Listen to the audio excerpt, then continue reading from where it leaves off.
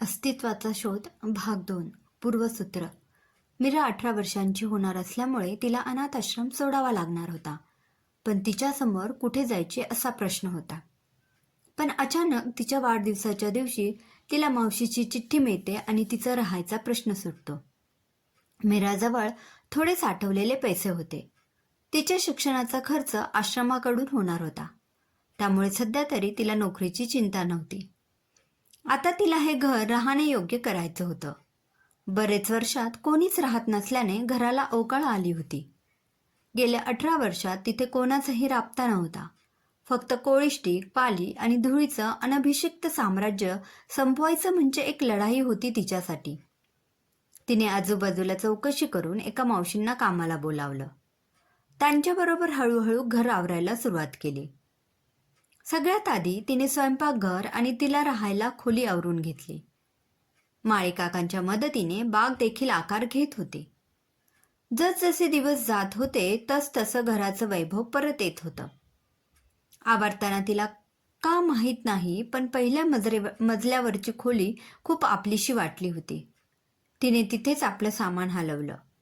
त्या खोलीत काहीतरी आपलंसं वाटावं असं होतं. घर लावून झालं की ॲडमिशन आणि नोकरीचा शोध घ्यायचा असं तिने ठरवलं होतं. सध्या तरी कॉलेजमुळं अर्धा वेळ नोकरी करावी लागणार होती.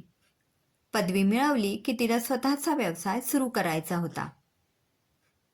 एके दिवशी रात्री अंधारात चालताना तिच्या हाताला एक खिट्टी लागली. आता जवळजवळ 2-3 आठवडे झाले होते तिला येऊन. तिची खोली तर व्यवस्थित माहीत झाली होती. पण अशी खिट्टी तर नव्हती कुठे. तिने पटापट दिवे लावले. परत त्याच जागेवर आली. पण तिथे तर काहीच दिसत नव्हते. असं कसं शक्य आहे? तिला नक्की लागली होती हाताला ती. तिने काहीशा अविश्वासाने ती भिंत हाताने चाचपडायला सुरुवात केली आणि अचानक तिला पुन्हा एकदा ती खिट्टी लागली. जणू काही अदृश्य होती ती. वरून अजिबात मागमूसही लागत नव्हता. तिने ती खिट्टी बाहेरच्या दिशेला ओढली. भिंतीचे अनेक पोपडे खाली पडले. ती खिट्टी म्हणजे एका लोखंडी पेटीची कडी होती. थोडा जोर लावल्यावर ती अख्खी पेटी बाहेर आली. ती पूर्णतः गंजली होती. कडी देखील घट्ट बसली होती. तिने जोर लावून ती कडी एकदाची उघडली. आत काय असेल ह्याची उत्सुकता तिला गप्प बसू देत नव्हती. तिची झोप पूर्णपणे उडाली होती.